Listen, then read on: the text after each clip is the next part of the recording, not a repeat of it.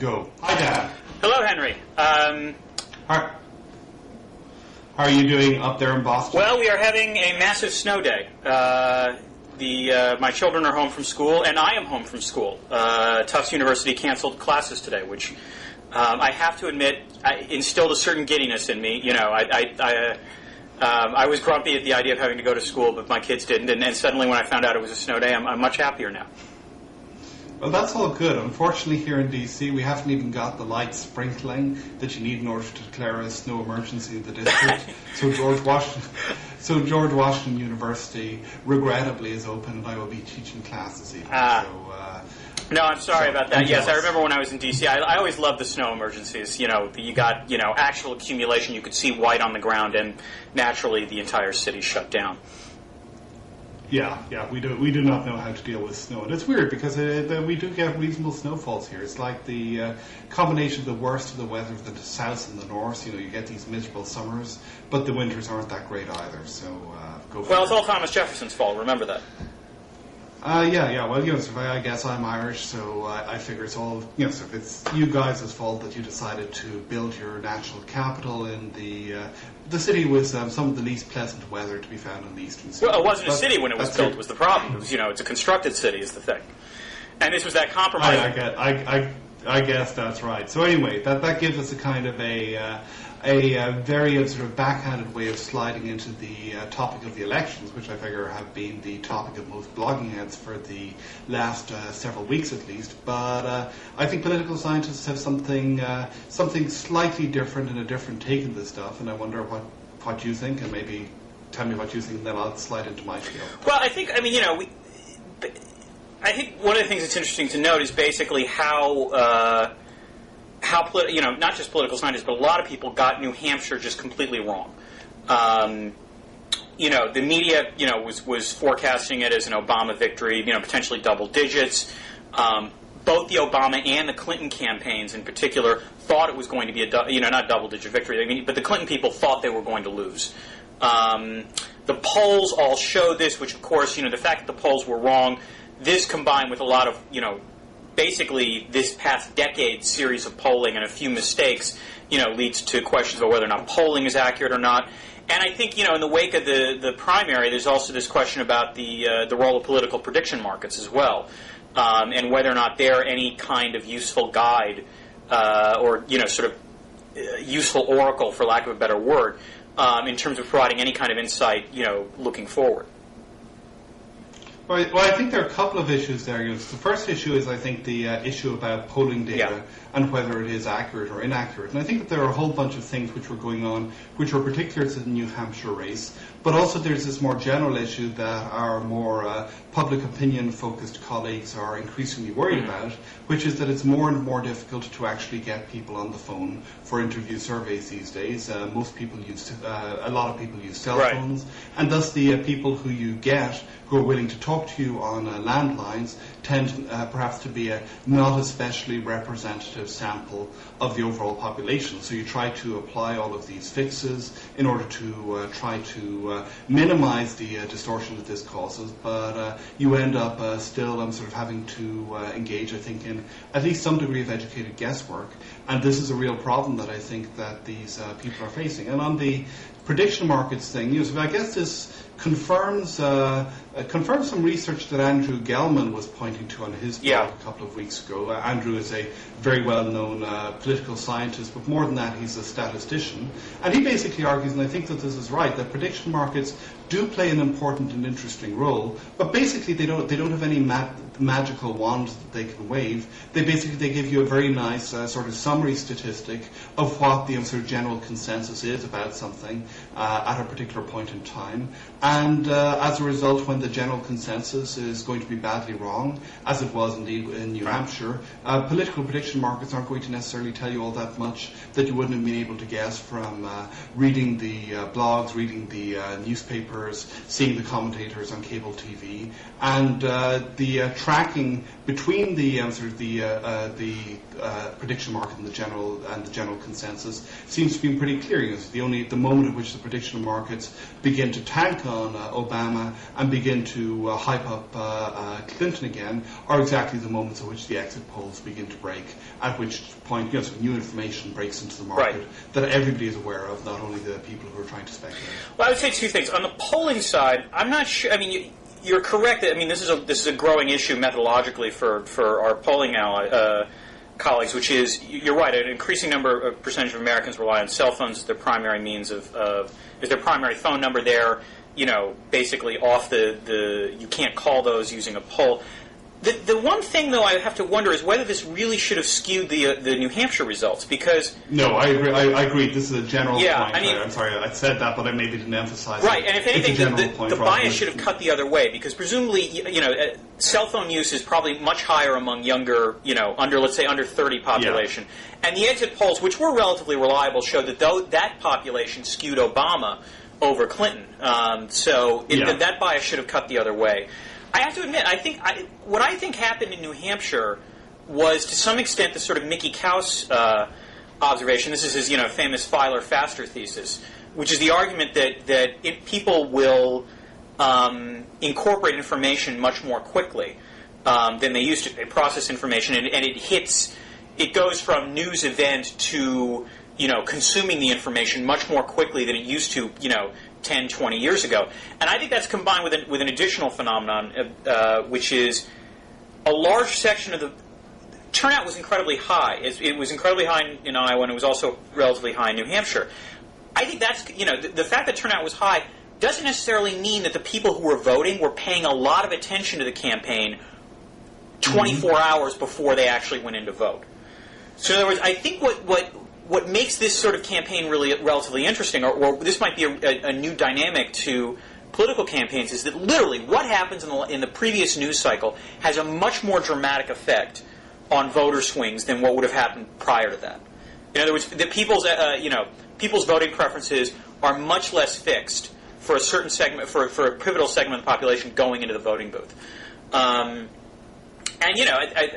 So that I kind of have to wonder, because and this leads to the question of, well, even so, what caused the swing? Why were the polls so wrong? Because the exit poll was relatively accurate. I mean, the exit poll, if I remember correctly, had Obama 39, Clinton 38, and it wound up being, a 3-point differential the other way, which is within the margin of error, correct? Yeah, I think so, yeah. But the polls leading up to that were wildly off. They were, 5 to 10% Obama lead. And so the interesting question is, what happened in the previous 24 hours that caused that swing? I think that's fair. And I should say, when I was talking about the polls, I said that, but I maybe didn't make it clear enough that this was a general problem that I think we're facing rather than a specific that's fair. What ate New Hampshire. But so what you're pointing to, and I think this is an interesting way of thinking about it. You can think about this in two ways. You can think about it in terms of what were the specific things that set off the change from Obama to Clinton at the last moment. And some of the evidence seems to suggest that the Obama support remained relatively stable. Right. What happened is that a whole bunch of people who were undecided or who perhaps weren't going to turn up at the polls decided to come and decided to vote for Clinton. But maybe the more interesting question is the structural question that you pose, which is, does this mean that we're going to get a much more unpredictable campaigning season in general than we would otherwise, because the structure of how people pay attention to these things has changed, and because what happens, as you say, in the last 24 hours before polling opens may be more important than what's gone before. And it seems to me you can cut that. There are two possible ways in which you could think about this.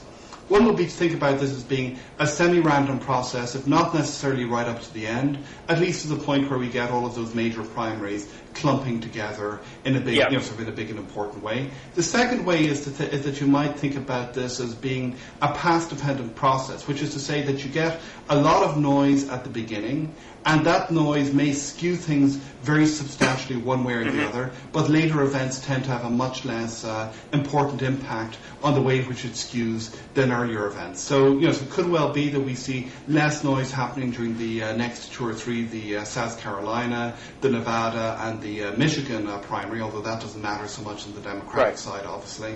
And it could well be that we actually begin to see some of the dynamics that some pundits were predicting, which is to say, we see an actual we see the table being set for the the major burst of primaries that we get in a few weeks' time, in a way that really dictates and dominates the choices. So, in other words, that maybe that this kind of random last 24-hour thing is going to be much more important in the first couple of primaries than it is going to be a couple of weeks down the road. I mean, my guess is it's going to stay important until February 5th. I think it could. Yeah.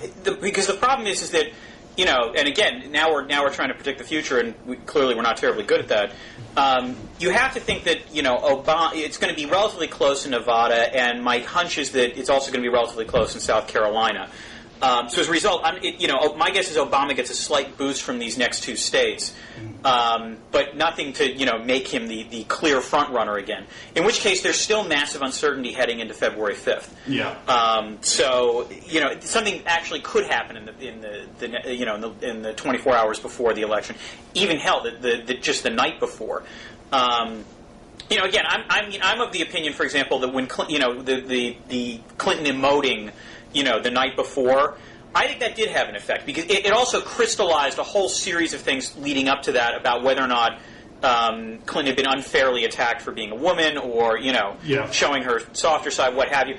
Combined, actually, truthfully, I'm surprised no one's mentioned the possibility that the Gloria Steinem op-ed didn't have an effect. A fair number of people in New Hampshire get the New York Times, and I have to wonder whether that had an effect as well. The op-ed, you know, basically saying it's a shame that we're not voting for the woman. A quick point about the prediction markets also, which is, I think, I would say two things about the prediction markets. The first is that sort of seeing the wild swings. I'm beginning to think that, you know, I keep thinking of that line that William Goldman wrote in a book called Adventures of the Screen Trade, which is nobody knows anything.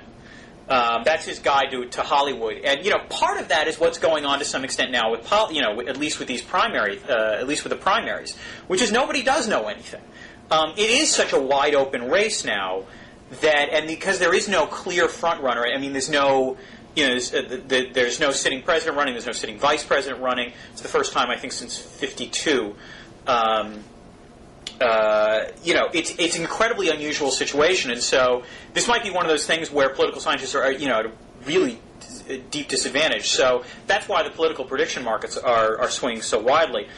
The second thing is that I kind of wonder, this is one of those interesting experiments where, unfortunately, the prediction markets are mostly experimental. The Iowa electronic market is a relatively shallow market. I'm not sure how deep InTrade, which is another one, but it's offshore. And it would almost be, you know, one of the experiments I'd like to see, or kind of like to wonder is that if you actually got more participation in these markets, as the markets got deeper, would they also then become more sophisticated? Well, there's an interesting, and Andrew Gelman, I think, had some interesting speculations along those lines, which is to say that there are problems both ways, which is to say that if you get a minimal amount of money sloshing around in the market, you don't necessarily have enough knowledge to really capitalize on things. If you get too much money sloshing around, you may actually get some odd incentives pointing the other way. Not so much perhaps necessarily with national elections, although maybe this will be true here as well, but you may actually get people trying to sort of push deliberately to lose or to fail at certain things, because they can then make out like gangbusters on the market. You know, and that I don't think is going to apply for national elections, where the stakes are so high, and the incentives of the people involved tend to be tend to point pretty strongly in other directions. But getting back to the political science thing, it seems to me that we get, so William Goldman has one thing to say which is pretty interesting. Another interesting thing is Socrates. There's this famous story about Socrates and searching through Athens to find the wisest man in Athens. Because the oracle at Delphi had said that Socrates was, and Socrates wanted to find somebody wiser.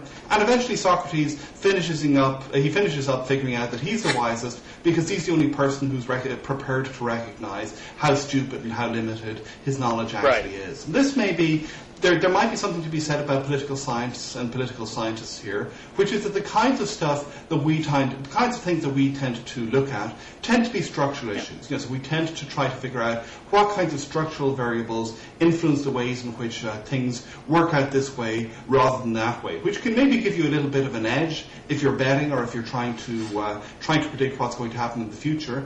But it also means that you have to recognise that there's going to be a lot of noise in your models, all of these unexpected events, which, as you say, maybe this time are even more important than they usually are. And as a result, at least me as a political scientist, I haven't indulged in anything that could seriously be considered as horse race predictions, because frankly, I know that I don't know that I don't know enough to be able to your seriously predict what's going to happen. Yeah. And also because you're a political scientist, there's a temptation there that people sometimes take you seriously, even if they don't realise that you're an IR scholar who has absolutely no business whatsoever in pontificating about this stuff. They sometimes, so you've got this professional gravitas which you want to avoid besmirching by pretending to know more things than you actually do. Oh yes, and thank God we don't do that on our blogs or anything. But never. No. I mean, this is the political scientist's lament. It's the equivalent of the economist who he's at a cocktail party and immediately someone asks him about the stock market and what it's going to do. When if he's studying something else, he's not going to have any clue. And even those who study the stock market won't necessarily. They know that it's a random walk. So yes, I mean you're right. I mean political scientists, the reputable ones at least should generally show a little humility. And you're right. I mean we can do some sophisticated analysis. The paper that I think Gelman linked to, for example, showed that. In this debate about prediction markets versus polling, prediction markets enthusiasts always like to point out that they do better than sort of snapshot polls at the same time. But the paper pointed out that if you employ, any kind of sophisticated analysis about how national polls track, from an early parts of an election cycle to the end, you can actually still outperform the prediction market. So there is still a useful service to be performed, I think, by political scientists, but it's only, sort of a marginal improvement over. And I think that's where we have to leave that, I believe.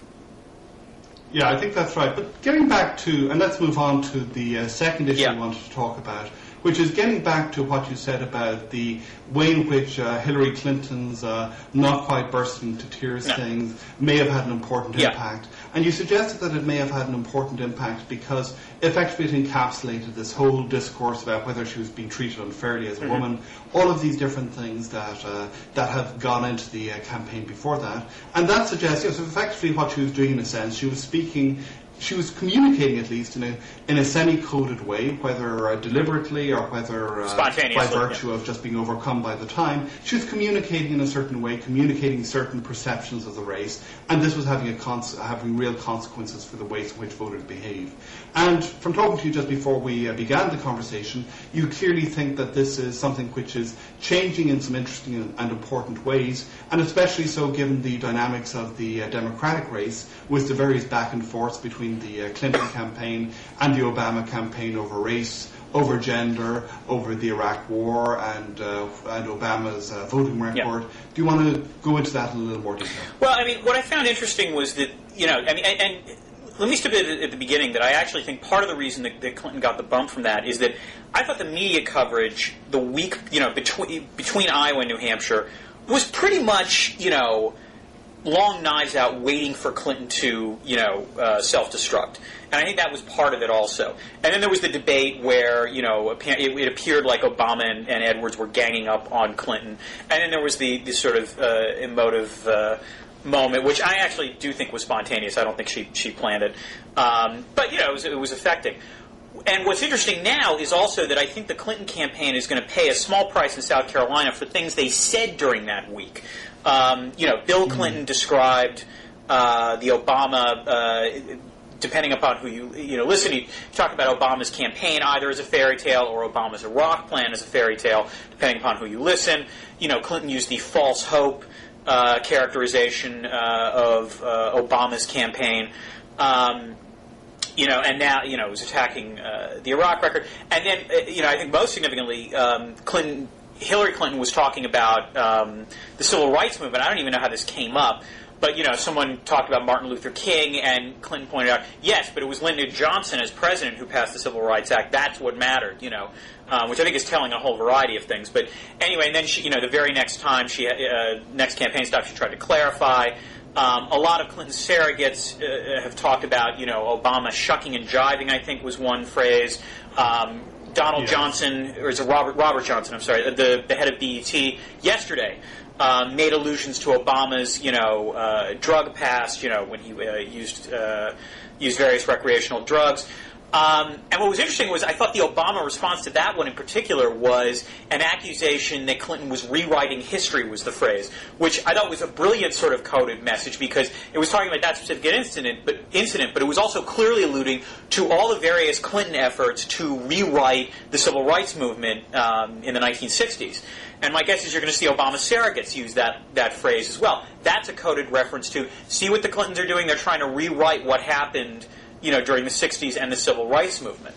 And this can get ugly. One of the things I'm kind of curious about is to what extent are the candidates trying to speak in code to, their key target groups? But I have a bigger question, which is whether or not this is even possible now. I think it used to be a much easier thing to do. The problem is that we're now living in such a media-saturated environment that anyone who tries to do this is going to get caught. And in fact, even people who weren't necessarily intentionally trying to do it, they just sort of subliminally did it, are going to get caught doing it. One example, during the 2004 campaign, I still remember this, watching the debate between Bush and Kerry, George Bush was asked about, judges and so on and so forth. And, Bush starts outlining his judicial philosophy, and he brings up Dred Scott, which was a bizarre, which was a sort of a bizarre thing to bring up, and you couldn't figure it out until you realize that Dred Scott is apparently code among, very conservative judicial circles for, I'm going to overturn Roe v. Wade. And that, got out there, after about a week. And, it's 4 years later, and, these are things now. Unfortunately, I am on the email list for Hillary Clinton's press office, so I get all of their press releases. I got 4 of them yesterday. Happily, I'm not. What'd you say?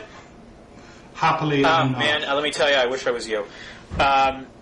Anyway, so I got 4 of them yesterday, and it was clearly they were all of them dealing with Obama, and a couple of them dealing with the Johnson comment about Obama.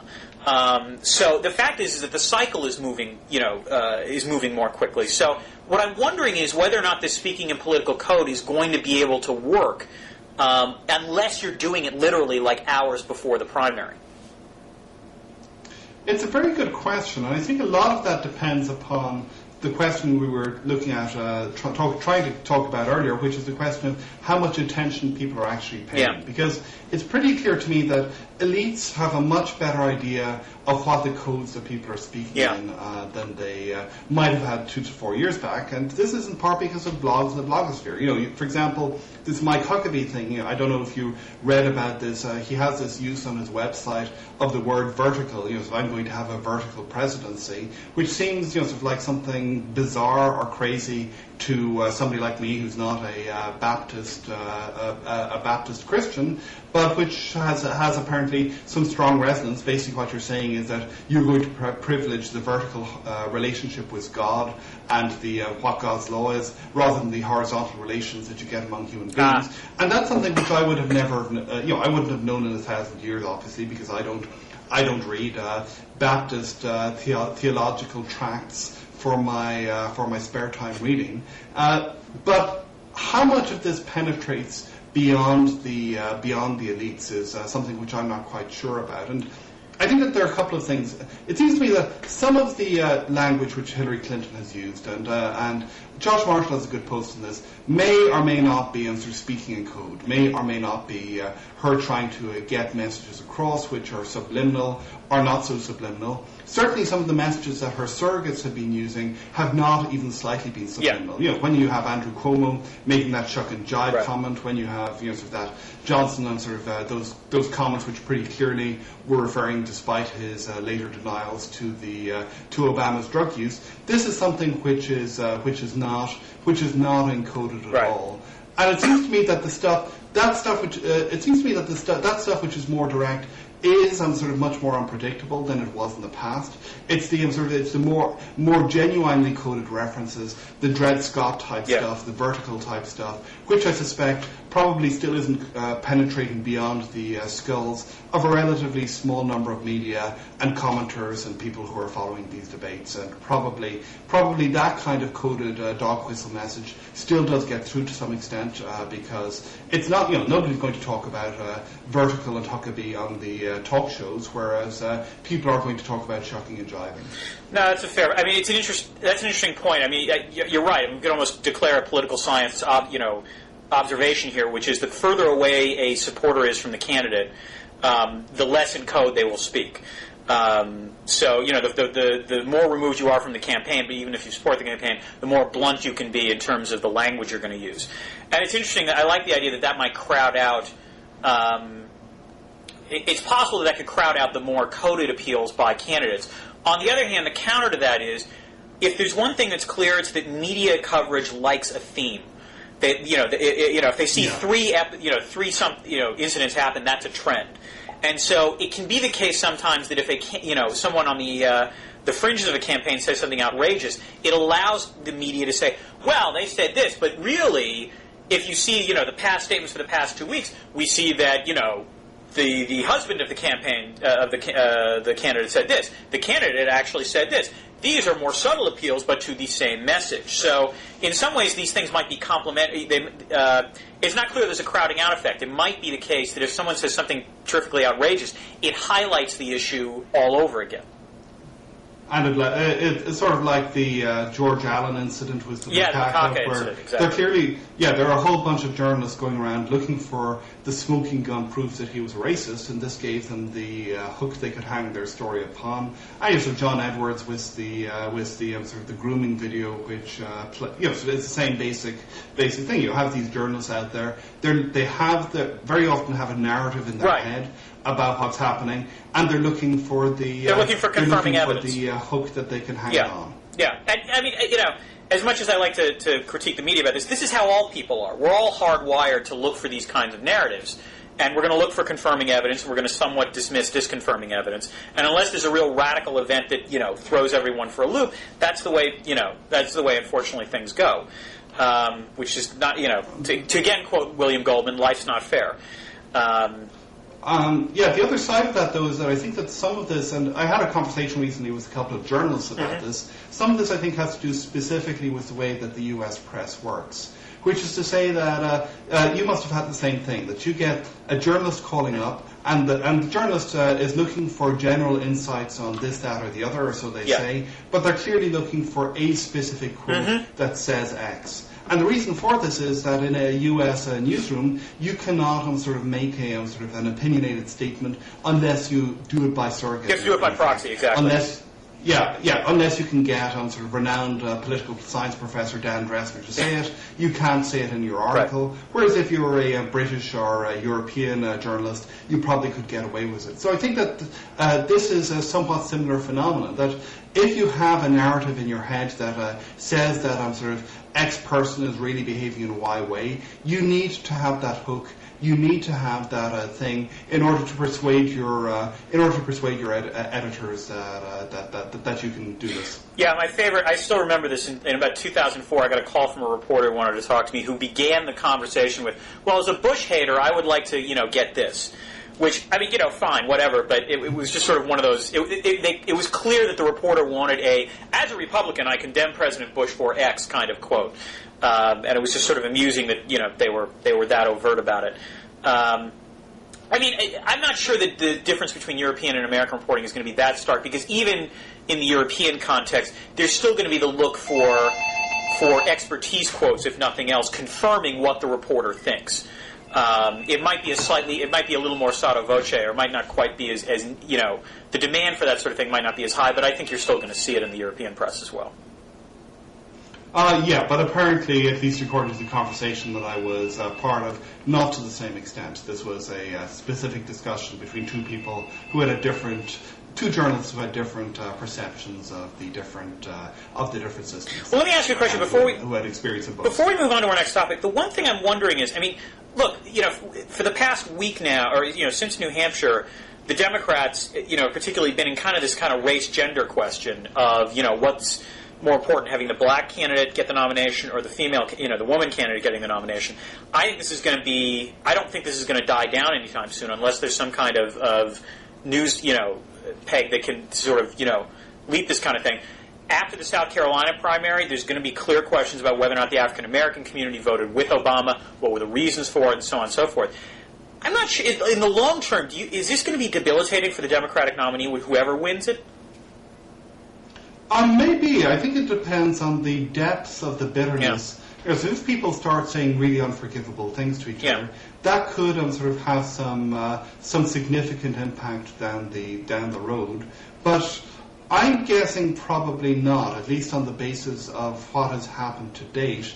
You see sort of leaders in the black community. Clearly, I'm sort of not quite sure which side they should jump in on. I get the impression that there's a lot of bitterness, but a lot of that bitterness primarily is personal. A lot of people on the Clinton campaign in particular who had perceived this as effectively being a coronation and who were outraged that somebody like Obama should come along and should complicate what seemed to be their smooth and easy path to power. Yeah. And that may translate into long-term difficulties for the coalition of the Democrats in the future. But frankly, I would be much more worried if I were a Republican about what's going to happen with Mike Huckabee. So that either he loses, in which case there's going to be a lot of bitterness, I think, among Christian fundamentalists who feel that he's probably been stopped by the money guys, or he's going to somehow, which I think is still possible, win the nomination, in which case I think it's going to be Barry Goldwater squared in terms of the impact that's going to have. So I don't think that he has a hope in hell of getting anywhere near the presidency, and I suspect that he would have a pretty damaging long-term impact on the Republican Party. But I'm not a Republican, so what do I know? I think my take is it actually depends on who wins and who loses in terms of the nomination. For example, I think if Clinton, and this is the interesting thing, if Clinton wins the nomination, I think it's in Obama's style to date, and just sort of his character leads me to think that he's not going to necessarily hold a grudge. I mean, he'll probably hold some kind of grudge, but my guess is that the way he's run his campaign is such that he's going to endorse, Obama, and it's not like African Americans necessarily, are going to suddenly decide to switch to the Republican vote. So, on the other hand, I think if Clinton loses, as you point out, the bitterness on this campaign has mostly been from the Clinton side. When you see like reporters talking to people in both campaigns, and again, it's because, and that was the impression I actually got from the video, clip where Clinton was emoting. It was she was clearly frustrated that in her mind she, it's not just that she should get the nomination; she's clearly entitled to it. She somehow, earned it in a way that no other candidate possibly has, and it's just baffling to her that there could be any kind of impediment to this. So if Obama wins, I'm going to be very intrigued to see whether the Clinton people, manage to swallow their pride, as it were, and offer their full-throated support for Obama, or whether there's still going to be some residual bitterness. On the GOP side, as a Republican, the thing about Huckabee is twofold. The first is, you're right. I mean, there's this point about whether Huckabee scares, some of the interests in the Republican Party. There is also, however, frankly, a competence question with Huckabee. You've read I don't know if you've read the Foreign Affairs essay. I read it, and it scared the ever-living crap out of me. It makes Giuliani in some ways scares me much more than Huckabee. But Giuliani, at least, I look and I have a sense of what his vision is for foreign policy. With Huckabee, it's almost free association, and it's intellectually contradictory free association. So I'm genuinely doubtful of the ability of a Huckabee president to actually, to actually govern foreign policy. So I mean, there's going to be massive resistance if Huckabee gets the nomination. I agree with you, and I think it would be Goldwater squared. On the other hand, if Huckabee loses, it's not clear to me that the evangelicals are going to feel necessarily burdened. And in part, this depends, I think, on what Huckabee himself does. And this again goes to, I think, Huckabee's probably strongest quality, or most positive quality, which is, in fact, the relatively upbeat nature with which he campaigns. And his relative disdain, I mean, that one bizarre press conference aside, from trying to engage in negative campaigning. So my guess is if Huckabee loses, he's going to lose with relative good grace, and I don't think it's necessarily going to paralyze the Republicans. There's no question that at least in this campaign, Democrats are more motivated than Republicans at this point. And unless, the surge really, really works, I think that's going to hold true no matter what.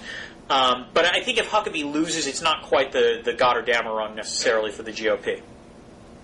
Yeah, well, I will agree that a lot depends on how Huckabee takes it, and he could take it in either direction. On the Democratic side, I think that you're absolutely right, and I think that there will be some residual bitterness and some pretty strong bitterness among the Clinton people. But then I think one has to distinguish between two kinds of Clinton people. One, the hardcore of the supporters, and the second, which is the much broader group, which basically came on because they perceived her as being the inevitable winner, or also because the Clinton campaign made no secrets that they were keeping a friends and enemies list, and that if you basically screwed up when she needed you, that you were basically going to be in the doghouse for 8 years. And so clearly, if you're going to see bitterness among the first group, I would suspect very strongly that you're going to see a whole bunch of the people in the second group shuffle politely over to the sides and begin to start trying to sort of get their way into a potential Obama administration.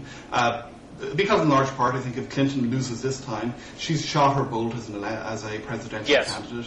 This is her one and her only opportunity, and she frankly isn't going to be in the position to punish people in the way that her campaign has intimated people will be punished if she loses. So no, that's true, and it's something we should point out, which is I think part of the reason that the campaigns have been so tense now is. You and I know this, particularly among foreign policy professionals, for example. This is their careers on the line. I still remember when I was in D.C. during the 2000 campaign and the aftermath, that interregnum where it wasn't clear who the president was going to be. And among the foreign policy community, blood pressures, there were more heart incidents, I'm sure, during that month, because this was basically whether or not people were going to be an assistant secretary of state, deputy secretary, what have you, or whether they were going to have to go to Brookings or AEI for the next 4 years. And so it's this kind of massive uncertainty that I think frays tempers considerably. And I think that's partly what's going on. I agree with you that you're right. There's going to be a large section of Clinton supporters who probably will be willing to happily defect to Obama. The interesting question is whether the effect of the Clintons themselves, if they're churlish, even to the minutest degree. It is possible, however. John McCain lost to George W. Bush in 2000 and lost due to some nasty campaigning, and yet in the end, played the good soldier. And if there's nothing else, the Clintons are disciplined enough politicians so that they might be able to play the good soldiers. It'll be interesting to see what happens. Yeah, while biting their tongues vigorously. Yes. In order to do so. On to another topic, which is, we're just talking about people talking code and the extent to which this is possible.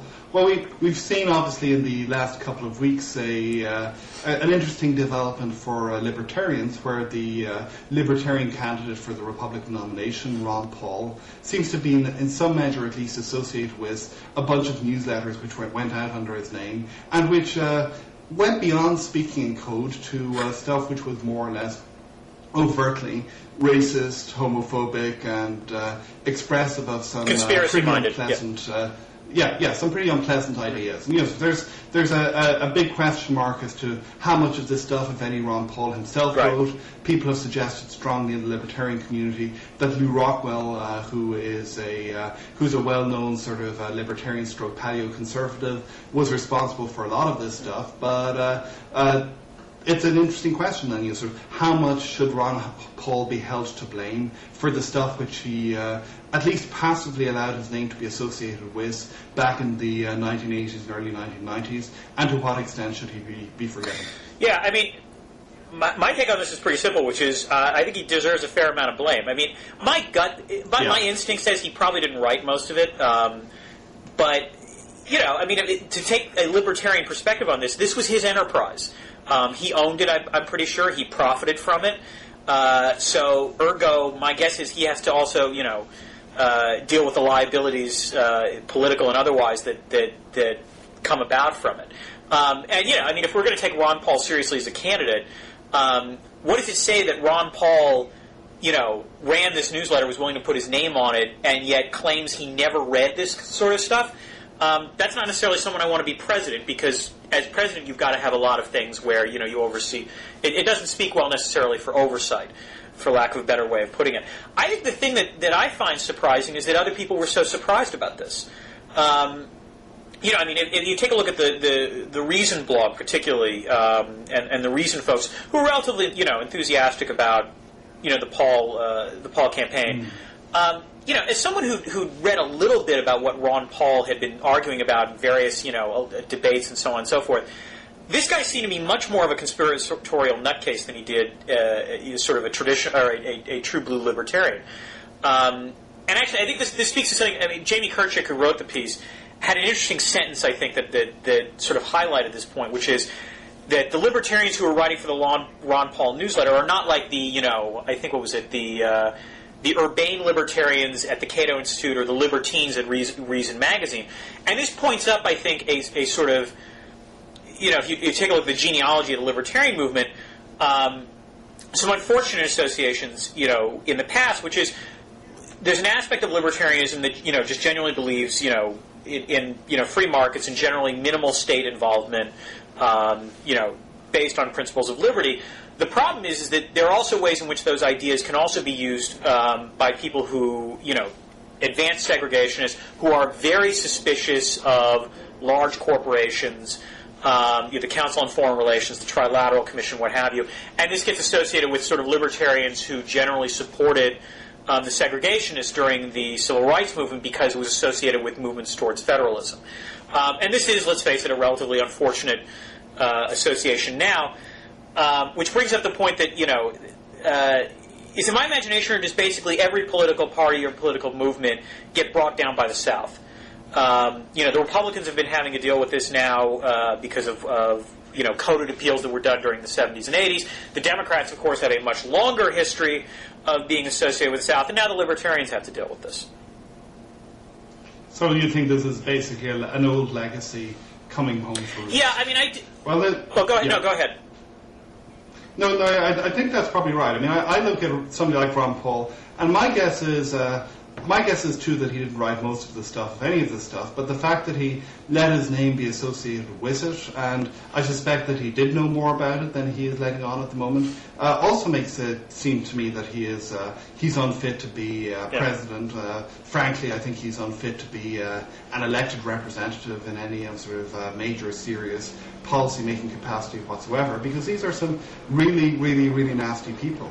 That said, I do recognize what you say, which is that there is this split in the libertarian movement between, on the one hand, the people grouped around Cato, and on the other hand, the von Mises Institute crowd, who are much more along these sort of paleo-conservative lines. And maybe the way that I think about it is, I was thinking about this episode that Anna Althaus had. Was it a year or 2 years ago, where she was very upset because a bunch of libertarians were talking about how they felt that anti-discrimination legislation was wrong. And the people who she was talking to were probably perfectly sincere, coming from libertarian point of view about property, about free speech and whatever, and drawing them to their logical conclusion. But there is this other crowd who don't start with the libertarian stuff, but who start with a set of political prejudices and find the libertarian language a very good way to sort of code those preferences in ways that make them seem slightly less repugnant to other human beings and who don't share that thing. And I think that's the crowd who Ron Paul directly or indirectly was associating with, was appealing to, and was and I do think that this is one of those cases where if you lie down with dogs, you get fleas, and he really I think has has demonstrated his unfitness for serious office. I knew some of his ideas about economics were frankly crazy beforehand, but I also have some friends who support him because of the general approach to the war, because they're libertarians who are disgusted with Bush and whatever. But I think that it's very, very hard to stay in that camp anymore. I think that he's basically he's rendered himself to be a pretty disreputable individual. I mean, it strikes me that you can almost divide. I mean, it's not a perfect divide, but libertarian attitude about the state can be divided into two kind of categories. There are libertarians who believe the state is generally inept, that, for a variety of reasons, rent-seeking, what have you, governments are generally not terribly efficient at what they do. The second kind of view of libertarianism is that the state is a predator, that in fact it's terribly good at coercion, and as a result it's a real serious threat to everything else. Now I think libertarians hold both of these views to some, parts of both of these views to some extent. The different, but the Paulites and the von Mises group clearly fall into the latter category, to the point where it's not just that they fear the state; they fear anything that supports the state or large concentrations of power. And I think that's partly what's, to give the least racist gloss I can on that kind of paleo-conservative view of things. And I think, to be fair, that there are aspects in which there are times where they actually have a point. I'm more intrigued by your larger question of lying down with dogs, because this raises an interesting question of when is it that someone who's trying to create an ideological movement is responsible for the fact that he or she is promoting policies that are simpatico with groups that are not terribly desirable at all. To use a foreign policy example, there's been this whole debate about, the Israel lobby business in Mearsheimer and Wald and whether they're anti-Semites or not. They're not anti-Semites. Let's just get that out of the way. But clearly, the views they're articulating, anti-Semites find very sympathetic. And so, to what extent do they wind up, to what extent do they wind up getting accused of lying down with dogs? That's a judgment call, but I think it's a somewhat different issue, which is how can I put it? There are if Walton Mearsheimer had turned up at a conference run by one of the sort of various anti-Semitic crowds, and had said we don't necessarily agree with these people, but these people need to be talked to and need to be part of the debate and whatever, and you can imagine the kinds of justifications. Then I think that the analogy would be a much closer. Although correct me if I'm wrong, they did. I mean, this isn't the same as Lou Rockwell, but they did go to a CAIR symposium to hawk their book, correct? That is correct, but the CAIR doesn't seem to me to be in the Lou Rockwell. No, they're not as bad as Lou Rockwell. There are certainly things that I vigorously would disagree with them about, but it seems to me that they're they're not outside of the bounds of civilized debate in the same way that the more racist fringes of the paleo-conservatives are. There are things that I vigorously disagree with them about. There are things that I find pretty reprehensible about some of the arguments that they've made. But I don't think that they're illegitimate in the same kind of way. I think that the broader question, this is a tough question for intellectuals, because so one of the things we have as academics, we're supposed to have this academic freedom, which is basically to pursue ideas to their logical conclusions regardless of the consequences. Right. And this is something which I think is pretty important, but I also think that it can have some real difficult ethical trade-offs. So if you do pursue an idea and find yourself giving credence to stuff which may cause substantial social harm, I don't think that you ought to commit self-censorship, but I think that you ought to think very, very seriously about the way in which you deal with it, the way in which you handle it, the way in which you behave responsibly with this in the public marketplace of opinion. But that said, you could also say the same thing about many people on the other side of the debate, that they may support ideas which promote some of the crazier people on the lunatic fringe of the Kahanas. No. I brought up Mearsheimer and Wald merely as an example. I agree with you. It's not unique to them. I mean, this is I mean, as you point out, it's a question of what obligation do you have if you're trying to push a set of ideas, and to what extent is the historical legacy of those ideas? I mean, this goes back to the Ann Althouse question. To what extent does past historical associations taint the ideas in the present day? Paul Krugman, for example. Krugman's tried to tar and feather the Republicans with the fact that because they came to power because of the way white Southerners switched their vote, it illegitimizes what they've done to some extent, or it increases the illegitimacy. And again, with libertarians as well, this sort of thing comes up. It's not just intellectuals; it's also political movements. Well, I think Krugman's point is actually somewhat different. If you read the book, he basically develops it considerably for it's not a sort of back in the 1960s, 1970s, the Republicans decided on the Southern strategy and whatever. His argument is that this still continues to be an important part of the effective coalition that allows the Republicans to operate as they do. And you may disagree with this on empirical grounds, or you may agree with it, but to the extent that he's right, this is an entirely legitimate criticism. I think that it's I think that when you have a movement which is specifically and deliberately dissociated itself from a particular set of points of view, which has basically sort of repudiated them, which has made the people who hold these points of views not part of their coalition anymore, I think at that point you are prepared. You're in better shape to you shouldn't fairly be criticised in the same way as other groups that have not relinquished or renounced. And that's to me what the Ron Paul thing revolves around. And also, it doesn't seem to me that he has very effectively sought to distance himself from these people. No, I mean, they handled this incredibly badly. Paul was almost blasé about it. He said I didn't have any role, but it was clear he didn't care. And that was the thing that was incredibly I think off-putting even to the people, let's say, in reason who were, ideologically sympathetic to some of the things he was saying. Yeah. Well, that brings us on to Jonah Goldberg very nicely, I think, okay. which is a book which I haven't read, which I have to say, sort of on the basis of the excerpts that I have read, I have no intention of reading, but which basically seeks to claim that liberals are, so that there are strong continuities between liberals and fascism, and that, and he doesn't quite say it in so many words as I understand it, but that one should draw the correct conclusion, and that fascists are in fact a movement of the left rather than the movement of the right. And this is something which I think it's a nice illustration of this, because there's a tiny, tiny germ of historical truth to this. And this is something Sherry Berman has dealt with in her book very effectively. She's talked about how it is that many fascists were indeed socialists who went over to the other side, and she talks about the reasons within the socialist movement why they did this.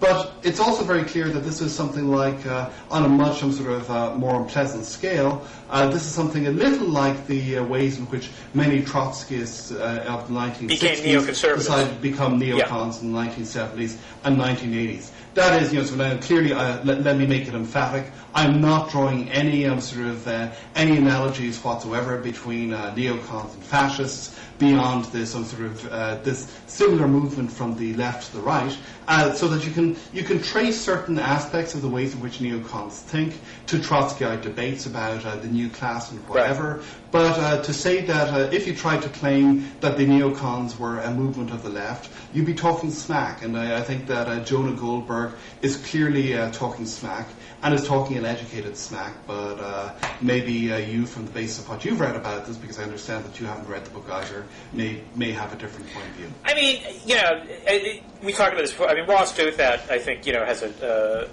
post up, which suggests, look, if you're going to talk smack about the book, maybe you should read the book before talking smack about the book. I mean, I have to say that the nut paragraph that you just described, of Goldberg's argument, what I keep wondering is, well, why would you even bother writing a book like that if you can just go back and read Road to Serfdom, which in some ways, is not exactly that kind of argument, but there's an element of that, which is, there's a slippery slope once you engage in, this kind of well-meaning liberal behavior, down the road, totalitarianism lies. So it's not clear to me what the value added of Goldberg's book is. Except I suppose bringing it up to date. Beyond that, as you point out, the thing is that there's a grain of truth to this, which are again, I'm uncomfortable talking about books that I haven't read yet. Just or at least haven't read, at least excerpts from. But one of the things I have to wonder is perhaps is he talking about the ideas or is he talking about the mindset? And this actually goes to the point that you were making about Trotskyites and neocons, which is you have to wonder if there's almost a personality that seems attracted to certain sets of ideas, regardless of their political orientation, but because of what the thought process and the conclusion it leads to, which is it provides some kind of clarity of action.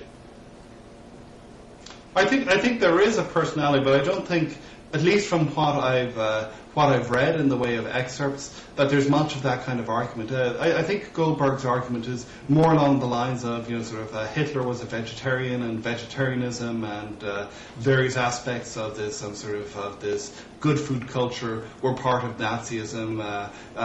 We look today and we look at liberals who seem to love their sort of organic foods. Isn't this an interesting and hint hint sort of revealing comparison kind of well, that's kind of a logical absurdity. Yeah. All dictators are vegetarians, therefore all vegetarians must be dictators. There's a certain degree of logical slippage there. Yeah. And in response to Ross's point, I think that it's well taken, at least to an extent, that you should read books before dissing them. But first of all, there's pretty good evidence that Goldberg himself, when he was compiling this book, didn't do so. He wrote a pretty notorious blog post where he said that there were a lot. He would have to read a lot of Herbert Spencer in order to write this book. He didn't want to read Herbert Spencer. Basically, was there anybody out there who's willing to provide him with the Cliff Notes version of what Herbert Spencer would have to say about this stuff? And if he pretends to do the research for this kind of stuff, I don't see any reason why he should do more than pretend to actually read the book. But more generally, so I think it's like so you get on sort of LaRouche's. So every day when I used to live in DuPont Circle, I used to get approached by LaRoucheites who used to try and get me to read their stuff, and I would say no, and they would say, if you give it a chance to read it, you'll find it sort of revealing. And you know damn well that you're going to find crazy lunatic stuff inside there. And frankly, when Jonah Goldberg is not the kind of person who you would expect to be able to write a book like this with any degree of sophistication, with any degree of intelligence, with any degree of ability to see that there are two sides to this particular story. So I'm probably less sympathetic to Ross in this than I would be otherwise. And I also think, so why do you want to protect somebody who is clearly not one of the, shall we say, not one of the first magnitude stars in the intellectual firmament of the conservative movement? So why is it that people like Jonah Goldberg or Podhoretz Jr. or whoever should be representing the conservative movement? I think there's something wrong with a movement that has these people as its major spokespeople. Well, I don't know if I would call them as major spokespeople. I mean, they're spokespeople.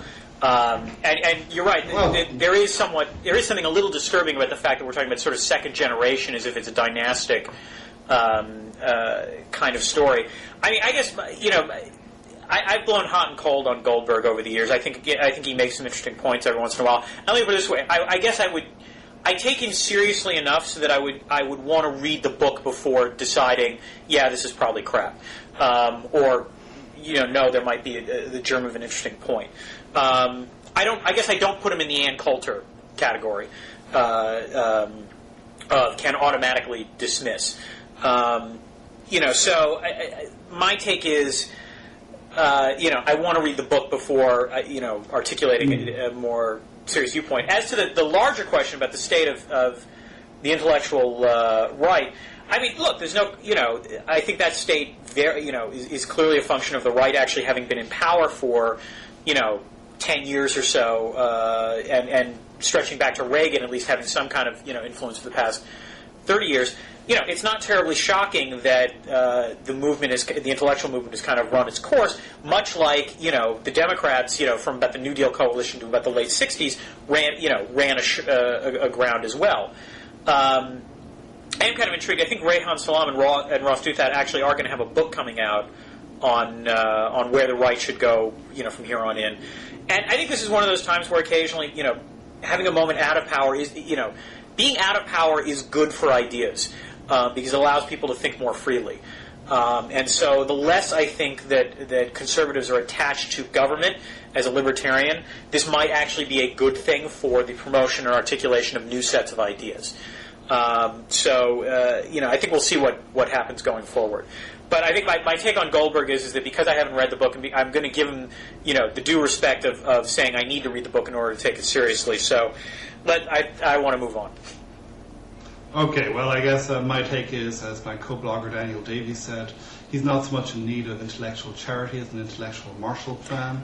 but clearly we're going to disagree on that, and I guess read the book, and maybe next time we talk about this, we can actually have a further conversation. Wait, okay. So, all right. So why don't we talk about the to go back to the campaign for a second? Do you mind talking about the soft power business? Yeah. Go ahead. I mean, the one as much as we've talked about the negatives of the campaign, the race, gender business, Ron Paul's association with racists, what have you. One of the things I find intriguing, there was a Washington Post story about this over the weekend, is that this election is generating not just a lot of interest within the United States, but it's generating massive amounts of interest overseas. And that because of the wide open nature of the race, people are paying much more attention now than they would normally. In traditional, previous campaigns, people would start to pay attention, say, October, but now, because the primaries have been relatively exciting, people are paying attention now. And the question is, there's been a lot of debates about, the idea of soft power, the idea of, America's image abroad, and that this can be, if it's a positive image, it can be a net asset for U.S. foreign policy, and that soft power has taken a beating during the George W. Bush years. And the assumption was that whoever was going to be president was probably going to be an improvement in terms of promoting soft power. But one of the interesting questions is whether the campaign itself, because it's been relatively vigorous, and because the candidates, and there can be only one in the end, but a lot of them are relatively attractive, whether the campaign itself will also promote a more positive view of the U.S. abroad. I think that there's a reasonable chance of that, but I think that it's, to the extent that you're right, I think it's a product of what's been happening on the Democratic rather than the Republican side. So if I look at what's happening on the Republican side, it seems to me that that there's a kind of a race to the intellectual and ideological bottom happening, which is, somebody says, I'll keep Guantanamo Bay open for 50 years. Another guy says, no, I'll keep it open for 100. You get, with the exception of John McCain, the torture porn element of the Republican debate, I think, is extremely disturbing. A whole bunch of stuff and a whole bunch of things which have been said, Mitt Romney on sort of the role of Christianity and the conspicuous lack of any mention of Islam. I think there's been a whole bunch of stuff there which has not been helpful for the image of the US abroad, and I suspect that if we get that dynamic happening in the general election for the presidency, we're going to get a lot of problems as a result of that. But I do think that what's been happening on the Democratic side has had some pretty interesting implications, because you get Obama versus Clinton, and you get, for the first time in the last few years, and this is really, I think, beginning to accelerate even the last year or two, you're beginning to get a real debate beginning to emerge on what happened in Iraq, on what the broad contours of an American approach should be. And I think we're going to move on from some of the generalities, I hope, which we've seen in the various foreign affairs essays that the candidates have written, to something which is sharper in the way of debate, and which I think may actually have the positive consequences you're talking about. Well, all right, let me defend the GOP for a second, since that's my role. I mean, I will concede the point that debating about who's going to be tougher on immigration and the Guantanamo issue, probably not the strongest side of the GOP. On the other hand, hearing the Democrats try to outdo each other on who's going to be toughest in terms of trade protectionism, also not necessarily the best way to project U.S. openness abroad. So I'm not sure it's entirely a GOP tick. On the other hand, I mean, the Republican who's done relatively well in the primaries, John McCain, I think actually has he's perceived much more favorably abroad. And second, this is where I think Huckabee, interestingly enough, this is the one thing I like about Huckabee, which is he's a relatively nice guy, and he's actually relatively funny. And so, to some extent, he might be thought of as someone who, for lack of a better way of putting it, makes evangelicals seem less scary. He's not the fire and brimstone kind of, it's all about Sodom and Gomorrah outside. He's able to put a friendly face on the evangelicals, and that might not necessarily be a bad thing. Furthermore, because Mitt Romney is a Mormon, and that's interesting, it's sort of, again, a side of America's diversity in some ways overseas. So I think that the GOP, while I'm not thrilled with the tenor about the immigration side, I agree, I don't think the GOP side will necessarily be as bad. I mean, my dream, I guess, not my dream. It'll be interesting to see, I think, who the GOP winner is. My guess is that if it's McCain, a McCain-Clinton or a McCain-Obama race will actually be, I think, pretty interesting and will potentially generate useful stuff for overseas. But I also think the way the campaign has gone to date has also benefited Americans, the perception of Americans, because among other things, going negative hasn't helped anyone. On the GOP side, Romney's been the one who's been attacking everyone, and the result is that he hasn't. The only thing he's won was the Wyoming caucus. Huckabee, was originally thinking about going negative and then stayed upbeat, and he won Iowa. McCain, who's I think the Republican who gets the best image overseas, wins New Hampshire. I mean, we'll see what happens going forward. But the candidates who are seen as, potentially more negative, I think Romney and Giuliani are also the ones who are fading, relatively speaking, in the Republican campaign. Similarly, I think that the Democrat campaign as well. It was when there were attacks on Hillary that Hillary suddenly did better. And my suspicion is Hillary's about to pay a price for the attacks that were made on Obama. So I think the competitive nature of the primaries itself, plus the fact that negative campaigning doesn't seem to work for both sides, I think is a net gain for the United States. Well, on the McCain thing, I think one part of that is, at least to some extent, true. I think he's less likely to engage in a kind of dirty politics than, say, Rudy Giuliani, who looked to be the likely Republican nominee a couple of months ago. Right. But I also think that some of McCain's positive image abroad is frankly because people abroad don't understand exactly what he stands for and the specific associations he has with foreign policy. If you go back to 2000, the original neocons were not signing on with George W. They were Bush. signing on with John McCain. They were all pushing the McCain candidacy, Bill Kristol and people, and for the very good reason that they perceived him as being the person who was most in line with their point of view on foreign policy.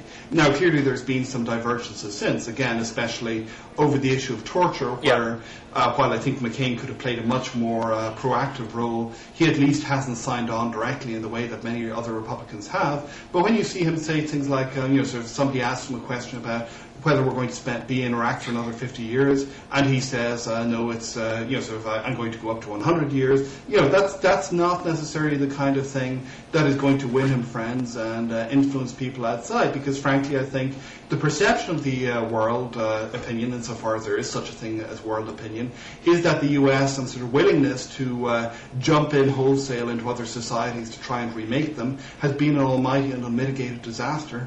And I don't know that John McCain has absorbed this point in any real way.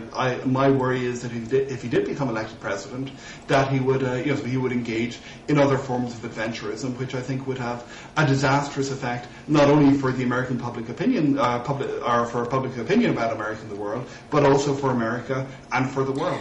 I don't know. I mean, to defend McCain, I mean, again, not to necessarily endorse him either, but to defend him. First of all, the 100-year line, I'm sorry, that's just been way overblown in my opinion. That's I find that a crock, because my understanding is the way it was McCain said it in the context of assuming the Iraqi government wanted them to stay. And furthermore, just having some kind of presence. It's worth pointing out, we've been in Germany now for more than 60 years. We've been in Japan for more than 60 years. We've been in Korea for more than 50. So it's not like this is terribly unprecedented as far as what McCain's talking about. So I don't think he was talking about staying there in the same way that the current U.S. troops are.